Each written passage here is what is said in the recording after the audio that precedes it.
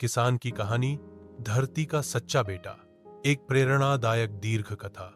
यह कहानी है रामस्वरूप की, एक साधारण किसान जिसकी जिंदगी भी उतनी ही साधारण थी जितनी खेतों में उगती धान की बालियां। लेकिन उसकी सोच, उसका संघर्ष और उसकी लगन ने उसे असाधारण बना दिया। अध्याय 1, मिट्टी से नाता। उत्तर प्रदेश के एक छोटे से गांव धनेटी में रामस्वरूप रहते थे। उनके पास ज्यादा जमीन नहीं थी, बस 2.5 बीघा खेत। बारिश के भरोसे खेती करते थे और पूरे साल का राशन उसी से निकलता था। रामस्वरूप को धान की खेती में गहरी रुचि थी। वो कहते थे, धान नहीं, ये तो भगवान का प्रसाद है जिसे मैं अपने हाथों से उगाता हूं।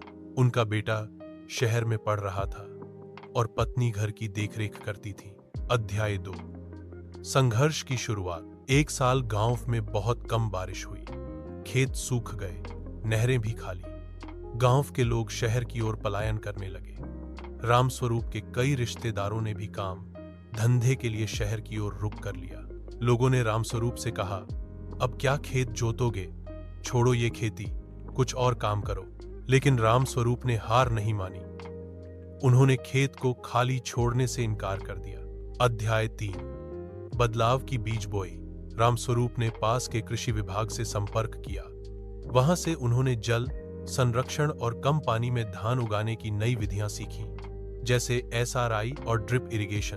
उन्होंने गांव के एक पुराने कुएं को साफ करवाया, वर्षा जल संचयन की व्यवस्था की और अपने खेत में प्रयोग करने लगे।